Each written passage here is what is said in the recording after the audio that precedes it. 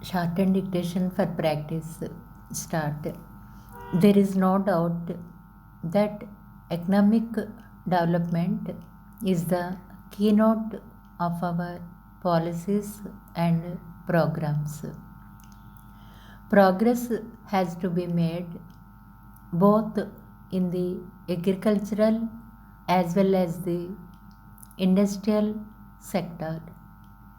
Undoubtedly, we have passed through a crisis in so far as the question of food grains was concerned. It was a difficult period, a period of scarcity as well as of rising prices. We pursued a policy with which perhaps you did not agree.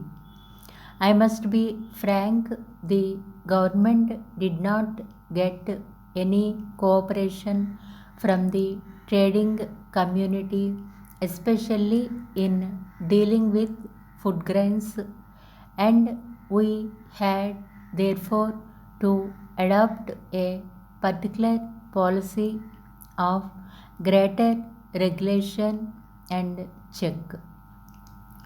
You will excuse me if I say so that your federation has also not been very helpful in this regard. You just kept quiet, did not give proper advice to the trading community.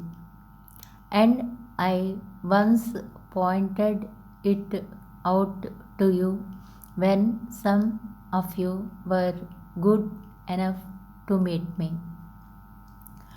However, I must say that our policy has borne fruit.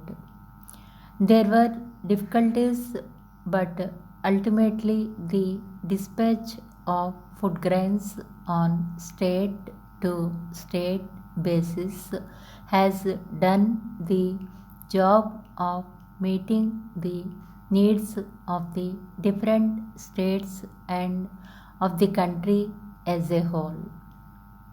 I do not say that people had not to face difficult situations, and yet there was no alternative for the government but to adopt this technique.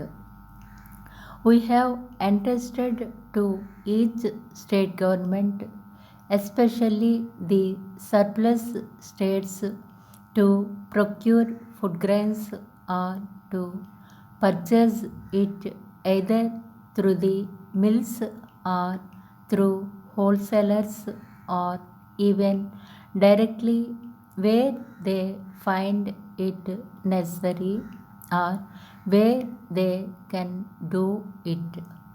And this procurement and purchase is going ahead in so far as rice is concerned.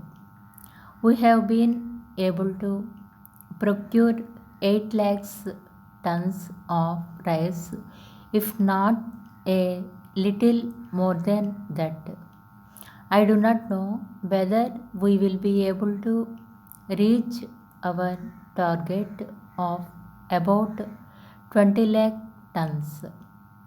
We have had a very good rice crop, maybe of the order of 30 million tons. We expect to have good rabi crop, and with the help of the local production as well as with imports, especially from the United States of America, we will try to build up a buffer stock so that in times of difficulties, this buffer stock would come to our rescue. The market may not go up and down and create difficulties for the common man. It is therefore that we still stick to each state being a zone. However, I must say that we do not feel satisfied with the present arrangements. Either we must have bigger zones in the country, or we must treat the whole country as one zone. We will certainly have to consider this. In so far as industries are concerned, I am sorry to note that you have drawn up a very dark picture. As far as I can judge, there has been constant progress and development. We have set up a large number of new industries both in the public and private sectors. There might have been some delay or even slow progress in certain sectors or in some of the projects during this period. But taken as a whole, I think our future seems to be quite bright and hopeful. I might mention that in the last year of the third plan, we expect to have much greater production and perhaps the greatest during the last few years. There will be an additional output of around a million tons of cement during the last years of the third plan. Paper is another item of common use in which additional capacity will result in larger output.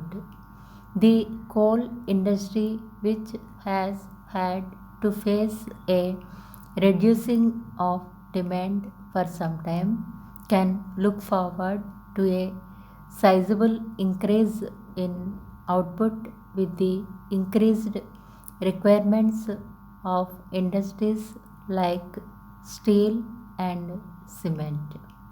As a result of the credit made available from the international organization, the percentage of production of certain key engineering industries such as machine tools, electrical equipment is expected to increase in the coming years.